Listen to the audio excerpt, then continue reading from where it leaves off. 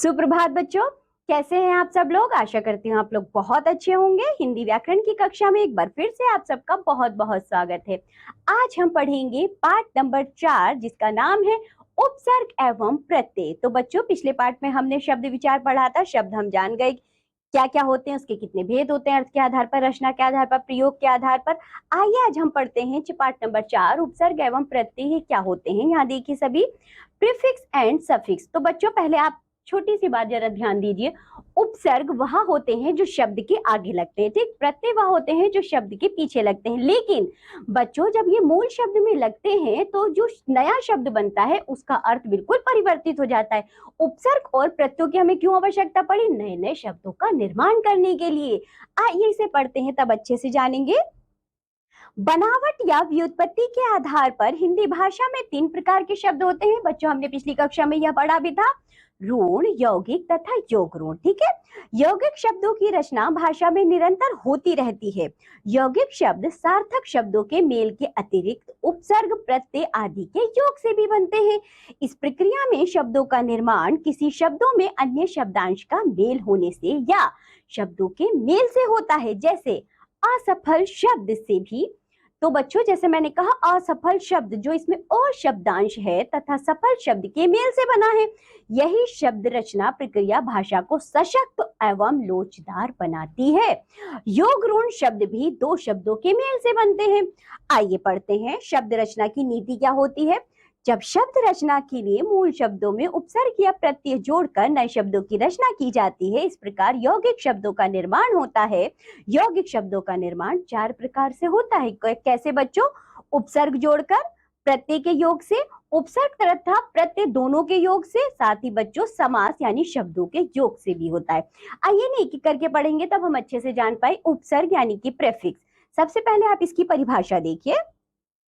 जो शब्दांश, बच्चों मैंने क्या कहा है, शब्दांश, शब्द नहीं, शब्द का कुछ अंश, शब्दांश किसी शब्द के पहले जुड़कर उसके अर्थ में विशेषता उत्पन्न कर देते हैं या अर्थ बदल देते हैं, उपसर्ग कहलाते हैं। उदाहरण से समझिए, जैसे कि वि उपसर्ग यदि हम माता शब्द में जोड़ेंगे तो बच्चों विमाता बना। तो विमाता बच्चों बिल्कुल अर्थ इसका परिवर्तित हो गया। इसीलिए इसी तरह बे उपसर्ग में यदि हम ईमान शब्द जोड़ते हैं तो बच्चों बेईमान हो गया।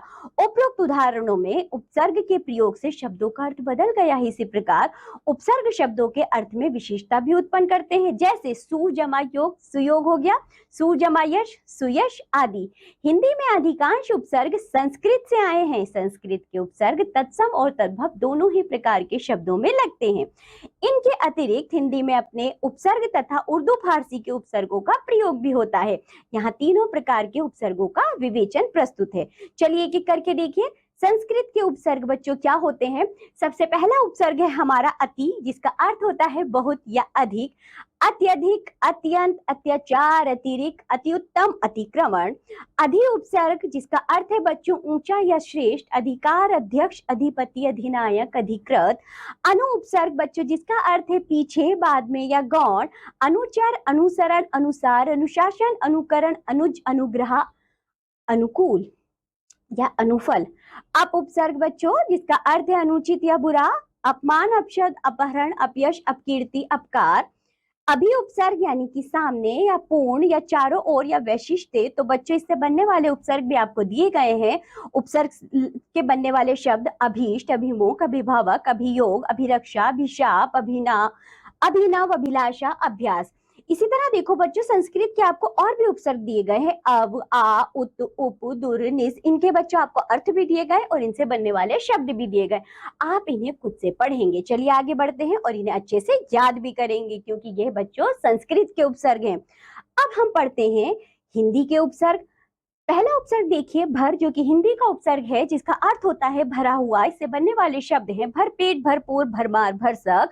चौ जिसका अर्थ होता है चार। चौपाल, चौराहा, चौकन्ना, चौमासा, चौपाई। बिन उपसर्ग जिसका अर्थ है बिना, बिन ब्याहा, बिन मांगा, बिन खाया, बिन बात। दो उपसर्ग जिसका अर्थ है कम, दुबला, दुधारू, दुसाध्य, दुलारा। अध उपसर्ग जिसका अर्थ है आधा, अधपका, अधजला, अधमरा, अधकचरा। और यह अनुपसर्ग जिसका अर्थ है अभाव या निषेध, अनजान, अनपढ़, अनबन, अचेत, अनमोल, अनहोनी। उन उपसर्ग जिसका अर्थ है कम, 59, 49, 39, 69 अ उपसर्ग या अव उपसर्ग जिसका अर्थ होता है बच्चों हून, जैसे कि अवगुण या अवगुण, अवतार या अवतार, अवघट। नि उपसर्ग जिसका अर्थ होता है रहित, निडर, निकम्मा, निपुता। पर उपसर्ग जिसका अर्थ होता है दूसरी पीढ़ी का, जैसे कि परदादा, परनाना, परपोता। सा या सु उपसर्ग जिसका अर्थ होता है अच्छा, सपूत, सुडोल, सुघड़ आदि। आगे बढ़ गए, सॉरी, चलिए आगे बढ़ते हैं। अब देखिए बच्चों, उर्दू फारसी के उपसर्ग, जैसे कि कम उपसर्ग, ये है उर्दू या फारसी का उपसर्ग जिसका अर्थ होता है थोड़ा, कमजोर, कम उम्र, कम सिन, कम वक्त। ला उपसर्ग जिसका अर्थ है नहीं या अभाव, लापता, लावारिस, लापरवाह, लाजवाब, ला इलाज। बे उपसर्ग जिसका अर्थ है बिना, बेघर, बेखौफ, बेगुनाह, बेहोश, बेरहम, बेकसूर, बेचैन। ब उपसर्ग जिसका अर्थ है से या के साथ, बगैर, बनाम, बखूबी, बदौलत। बा उपसर्ग जिसका अर्थ है से या साथ, जैसे कि बावजूद, बाअदब, बाकायदा। बद उपसर्ग जिसका अर्थ है बुरा, बदनाम, बदसूरत, बदकिस्मत, बदचलन, बदबू, बदहजमी, बदमाशी। हम उपसर्ग जिसका अर्थ है साथ या आपस में, हमदर्द, हम उम्र, हम शक्ल, हम वतन, हम नाम, हम रहा, हम राज। हर उपसर्ग जिसका अर्थ है प्रत्येक, हर एक, हर तरफ, हर वक्त, हर दाल, हर हाल, हर दिल, हर रोज। गैर उपसर्ग जिसका अर्थ है भिन्न, गैर सरकारी, गैर जरूरी, गैर हाजिरी, गैर जिम्मेदारी, गैर कानूनी। बिला उपसर्ग जिसका अर्थ है बिना, बिला वजह, बिला नागा। सर उपसर्ग जिसका अर्थ है मुख्य, सरपंच, सरताज, सरकार। अब देखिए बच्चों कुछ अंग्रेजी के उपसर्ग, जैसे कि हेड, मुख्य या प्रधान, इसका अर्थ है हेडमास्टर, हेड कांस्टेबल। चीफ उपसर्ग जिसका अर्थ है मुख्य या प्रधान, चीफ मिनिस्टर, चीफ कमिश्नर। सब उपसर्ग जिसका अर्थ है अधीन या नीचे, जैसे कि सब इंस्पेक्टर, सब जज, सब कमेटी। डिप्टी उपसर्ग जिसका अर्थ है उप या सहायक, deputy commissioner, deputy director. Assistant उपसर्ग जिसका अर्थ है सहायक, यानी कि असिस्टेंट मैनेजर। वाइस उपसर्ग जिसका अर्थ है सहायक या उप, vice president, vice captain. General उपसर्ग जिसका अर्थ है प्रधान, जनरल सेक्रेटरी, जनरल मैनेजर। चलिए बच्चों आगे बढ़ते हैं। अब देखिए प्रत्यय यानी कि सफिक्स क्या होते हैं, जो शब्दों के अंत में जुड़कर उनके अर्थ में परिवर्तन ला देते हैं, वे शब्दांश प्रत्यय कहलाते हैं। जैसे उदाहरण देखिए बच्चों, बल जमाहीन, बलहीन हुआ। पढ़ जमा आई, पढ़ाई हुआ। आवश्यक में जब ता प्रत्यय जोड़ा तो आवश्यकता बना, त्याग में जब ई प्रत्यय जोड़ा तो त्यागी बना। उपरोक्त शब्दों में प्रत्यय लगने से उनके अर्थ में परिवर्तन आ गया है। प्रत्यय के भेद, काइंड्स ऑफ सफिक्स। प्रत्यय के दो भेद होते हैं, याद रखिए बच्चों, कृति प्रत्यय और तद्धित प्रत्यय। अब ये कृत प्रत्यय क्या होते हैं? कृत प्रत्यय जो प्रत्यय क्रिया के मूल धातु रूप के साथ जुड़कर संज्ञा और विशेषण का निर्माण करते हैं, उन्हें कृत प्रत्यय कहते हैं। जैसे पढ़ जमा आई, पढ़ाई हुआ। गिर जमा ना, गिरना हुआ। लिख जमा आई, लिखाई हुआ। तो बच्चों जो पढ़ है, जो गिर है और लिख है, यहाँ मूल शब्द है, यानी कि यह धातु शब्द है। इनमें जब हम प्रत्यय जोड़ते हैं, कोई क्रिया या विशेषण बनता है, उसको हम कृत प्रत्यय कहते हैं। आगे देखिए बच्चों, कृदंत प्रत्यय, ये भी कितने प्रकार के होते हैं? 5 प्रकार के होते हैं। यहाँ देखिए, कृत्रिवाचक या कृत प्रत्यय संज्ञा बनाने वाले होते हैं, ये प्रत्यय कर्ता का बोध कराने वाले होते हैं। जैसे कि बच्चों अक प्रत्यय यदि हम चाल, पाठ, धाव, पच में जोड़ेंगे तो चालक, पाठक, धावक, पाचक, ये सभी शब्द बच्चों संज्ञा शब्द हैं। इसी तरह आका प्रत्यय धम, लड़, पढ़ में जोड़ेंगे तो धमाका, लड़ाका, पढ़ाका। वाला प्रत्यय रख, पढ़, खाना में जोड़ेंगे तो रखवाला, पढ़ने वाला, खाने वाला। आगे देखिए, कृत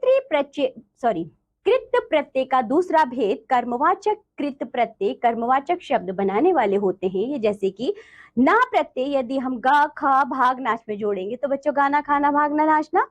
औना प्रत्यय बिच जमा औना, बिछौना। खिल जमा औना, खिलौना। हुआ प्रत्यय पढ़ जमा हुआ, पढ़ा हुआ, सुना हुआ, देखा हुआ, लिखा हुआ। आगे देखिए, तीसरे प्रकार का प्रत्यय होता है करणवाचक कृत प्रत्यय, साधन का बोध कराने वाले कृत प्रत्यय। ये शब्दों के अंत में जुड़कर करणवाचक, साधनवाचक संज्ञा शब्दों की रचना करते हैं। जैसे आ बच्चों करणवाचक कृत प्रत्यय है, ठेल, घेर, झूल। ठेला, घेरा, झूला। ऊ या ई प्रत्यय झाड़, रेत में जोड़ेंगे तो झाड़ू, रेती। नी प्रत्यय हम सूंघ, चट, मत में जोड़ेंगे तो सूंघनी, चटनी, मथनी। आगे देखिए बच्चों, भाववाचक कृत प्रत्यय भाववाचक संज्ञाओं की रचना करने वाले, ये शब्दों के अंत में जुड़कर भाववाचक संज्ञा शब्दों की रचना करते हैं। जैसे आई प्रत्यय बच्चों पढ़ हंस लड़ में जोड़ेंगे तो पढ़ाई हंसाई लड़ाई। आवट प्रत्यय लिख सज बन दिख में जोड़ेंगे तो लिखावट सजावट बनावट दिखावट। ई प्रत्यय हंस या बोल में जोड़ेंगे तो हंसी या बोली। आगे देखिए क्रियार्थक कृत प्रत्यय ये क्रिया विशेषण संज्ञा अव्यय या विशेष प्रकार के शब्दों की रचना करते हैं। जैसे आ प्रत्यय बच्चों यदि हम मूल शब्द हंस बोल सोच भूल में जोड़ेंगे तो हंसा बोला सोचा भूला। अनीय प्रत्यय यदि हम बच्चों निंद पूज और प्रशंस में जोड़ेंगे तो निंदनीय पूजनीय प्रशंसनीय। आलू प्रत्यय यदि हम कृपा श्रद्धा दया में जोड़ेंगे तो कृपालु श्रद्धालु दयालु। चलिए आगे बढ़ते हैं। हिंदी में प्रचलित कृत प्रत्यय तथा उनसे निर्मित कुछ शब्द इस प्रकार हैं। ए जैसे बच्चों ए या प्रत्यय गवैया पढ़ैया खिवैया। आवा प्रत्यय दिखावा भुलावा छलावा पछतावा। देखिए आपको और भी प्रत्यय दिए गए हैं और इनसे बनने वाले शब्द आप इन्हें खुद से पढ़ेंगे। अब आगे देखिए बच्चों प्रत्यय का दूसरा भेद जिसका नाम है तद्धित प्रत्यय। जो प्रत्यय संज्ञा सर्वनाम विशेषणों के अंत में जुड़कर नए शब्दों का निर्माण करते हैं वे तद्धित प्रत्यय कहलाते हैं। जैसे कि बच्चों बनारस, बनारस में जब हमने ई जोड़ा तो बनारसी हुआ। यहाँ जो ई है वह तद्धित प्रत्यय है क्योंकि यह बनारस नामक संज्ञा के साथ मिलकर नया शब्द बना रहा है। इन्हीं हिंदी के तद्धित प्रत्यय तथा उनसे बनने वाले कुछ शब्द निम्नलिखित हैं। जैसे कि बच्चों आरी प्रत्यय से बनने वाले शब्द हैं भिकारी जुआरी पुजारी आदि। आनी प्रत्यय से बनने वाले शब्द हैं देवरानी जेठानी मेहतरानी आदि। ता प्रत्यय मधुरता प्रभुता लघुता आदि। वाला प्रत्यय रिक्शा वाला इक्के वाला तांगे वाला टोपी वाला घर वाला पान वाला आदि। कार प्रत्यय पत्रकार स्वर्णकार कलाकार साहित्यकार। आपा प्रत्यय मोटापा बुढ़ापा पुजापा आदि। इक प्रत्यय धार्मिक शारीरिक ऐतिहासिक सार्वजनिक नैतिक नागरिक आदि। री प्रत्यय बांसुरी छतरी कोठरी आदि। आ प्रत्यय भूखा प्यासा प्यारा वृद्धा शिष्या आदि। आई प्रत्यय बुराई भलाई चतुराई पंडिताई अच्छाई ठकुराई आदि। ई प्रत्यय बंगाली गुजराती बनारसी लखनवी दहलवी आदि। आहट प्रत्यय घबराहट चिकनाहट गर्माहट कड़वाहट आदि। पन प्रत्यय बचपन बालकपन पीलापन लड़कपन आदि। बच्चों देखिए इसी तरह से आपको और भी प्रत्यय दिए हैं का त्वा इला आस ए इनसे बनने वाले शब्द भी हैं जिन्हें आप खुद से पढ़ेंगे। चलिए आगे बढ़ते हैं बच्चों। आगे देखिए उर्दू अरबी फारसी के प्रमुख प्रत्यय जैसे कि ई बच्चों इससे बनने वाले शब्द खूनी आसमानी आमदनी। गार प्रत्यय मददगार खिदमतगार यादगार। चीप प्रत्यय तोपची खजांची। खोर प्रत्यय रिश्वतखोर आदमखोर। नाक प्रत्यय खतरनाक खौफनाक शर्मनाक दर्दनाक। दानी प्रत्यय चूहेदानी मच्छरदानी। साज प्रत्यय जिल्द साज जालसाज घड़ी साज। वान प्रत्यय कोचवान गाड़ीवान। घर प्रत्यय जादूगर बाजीगर कारीगर। यत प्रत्यय इंसानियत हैवानियत। आगे देखिए बच्चों जैसे कि आपको बाज मंद पोष गोरी प्रत्यय और इनसे बनने वाले शब्द भी दिए हैं।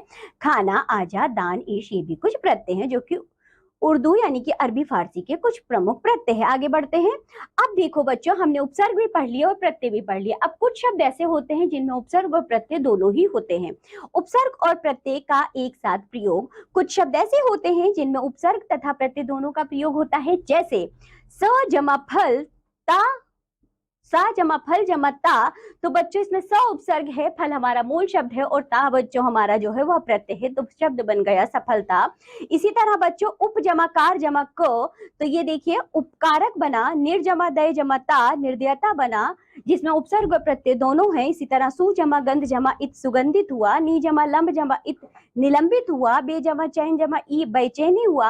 अप जमा मान जमा इत अपमानित हुआ। बद जमा नसीब जमा ई बदनसीबी हुआ। बद जमा चलन जमा ई बदचलनी हुआ। सु जमा लब जमा ता सुलभता हुआ। आगे देखिए दो प्रत्ययों का एक साथ प्रयोग। बन जमा आवट बनावट। भूत जमा इक बन जमा आवट जमा ई बनावटी। भूत जमा इक जमाता भौतिक भौतिकता। भारत जमा इये जमाता भारतीयता। यहाँ देखिए बच्चों इसमें जो है बच्चों दो प्रत्यय एक साथ जुड़ रहे हैं। जैसे कि बन जो है हमारा मूल शब्द है तो आवट और ई प्रत्यय जुड़ के बनावटी बना। भूत हमारा मूल शब्द है इक यत्ता जुड़कर इक और ता दोनों प्रत्यय जुड़कर भौतिकता बना। भारत में य जमता जुड़कर भारतीयता बना। इसी तरह बच्चों बच्चा मूल शब्द में यदि पन और आ दो प्रत्यय जुड़ेंगे तो बचपना बनेगा। राष्ट्र में बच्चों दो प्रत्यय जुड़े ये जमाता तो राष्ट्रीयता बना। दया शब्द में लू जमाता दो प्रत्यय जुड़े तो बच्चों दयालुता बना। अब देखिए आप उपसर्ग और प्रत्यय में क्या अंतर होता है। जो शब्दांश शब्द के पहले जुड़कर उनके अर्थ में परिवर्तन अथवा विशेषता लाते हैं उन्हें उपसर्ग, तथा जो शब्दांश शब्द के अंत में जुड़कर उनके अर्थ में परिवर्तन लाते हैं उन्हें प्रत्यय कहते हैं। आप सभी को पता है। तो चलिए बच्चों, इसी के साथ ये पाठ होता है यहाँ समाप्त। आज आपने उपसर्ग और प्रत्यय पढ़े हैं, आप लोग इन्हें अच्छे से याद करेंगे। उपसर्ग क्या होता है, प्रत्यय क्या होते हैं, दोनों का प्रयोग किस प्रकार किया जाता है। अब हम मिलेंगे आपसे अगली कक्षा में, तब तक के लिए बाय बच्चों।